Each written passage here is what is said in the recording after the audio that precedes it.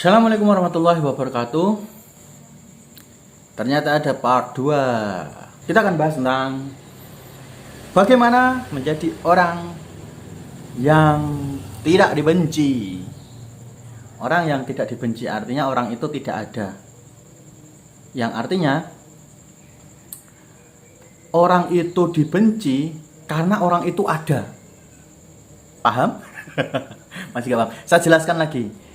Sesuatu yang tidak ada itu membuat orang tidak melakukan kebencian terhadap sesuatu itu. Jadi kalau kamu tidak dibenci orang, artinya kamu tidak ada. Masih belum paham? Contoh,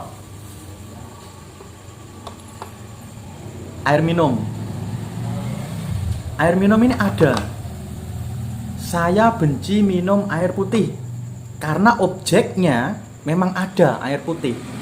Tapi kalau air putih ini tidak ada di muka bumi, contoh, air putih itu tidak ada di muka bumi, saya tidak bisa melakukan kebencian terhadap sesuatu yang tidak ada. Masih belum paham? Saya kasih contoh lagi. Apa ya yang tidak ada di muka bumi ini ya? Semuanya ada deh kelihatannya. Apa yang tidak pernah saya ketahui saja. Mungkin di luar sana ada sekte. Sekte itu semacam perkumpulan penyembah umbi-umbian gitu, atau perkumpulan penyembah pepohonan misalkan. Kan saya nggak tahu. Maka saya tidak pernah membenci sekte atau kelompok itu karena memang kelompok itu saya tidak pernah tahu. Saya menganggapnya kelompok itu tidak ada. Sehingga kalau kalian ingin menjadi orang yang tidak dibenci, berarti kamu harus tidak ada dulu, alias meninggoy atau mati. Hanya orang mati yang tidak bisa dibenci, kecuali orang jahat.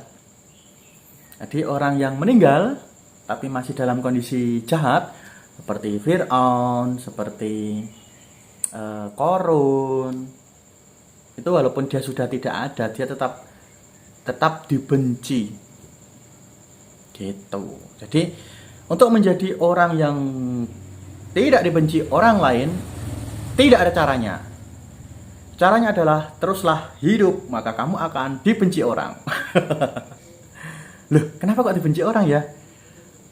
Ada banyak alasan orang membenci apapun.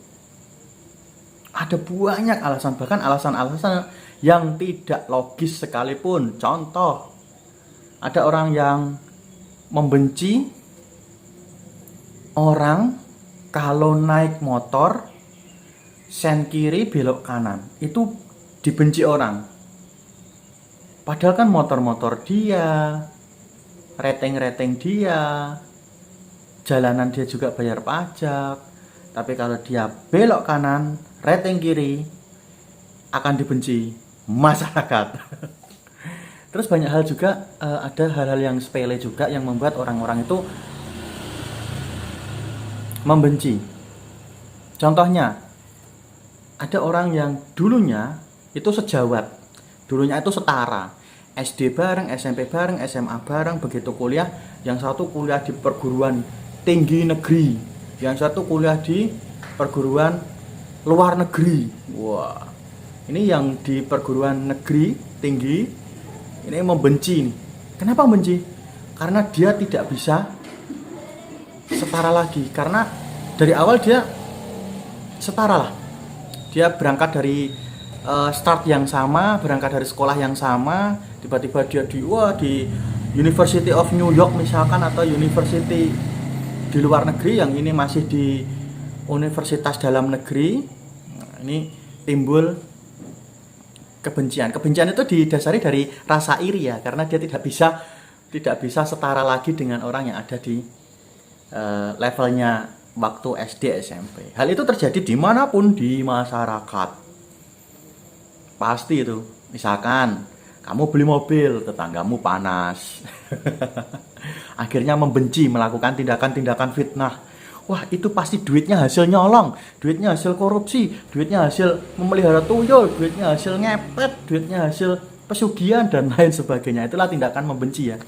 Kalau tidak membenci, orang itu punya mobil, misalkan tetangganya punya mobil, kamu tidak membenci nih, tapi kamu juga tidak suka, ya kamu tidak melakukan apa-apa, diam saja, menghindari, nggak usah melakukan tindakan-tindakan yang mengakibatkan orang yang kamu benci itu terjegal.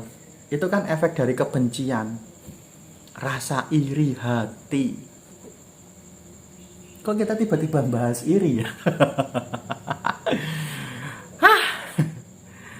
Ya karena ada yang iri. Siapa tuh? Tulis di kolom komentar pengalamanmu dibenci orang, pengalamanmu tentang apa yang iri terhadap dirimu. Kalau ceritanya menarik, nanti akan saya bacakan untuk video berikutnya. See you next time. Bila tahu, wassalamualaikum warahmatullahi wabarakatuh.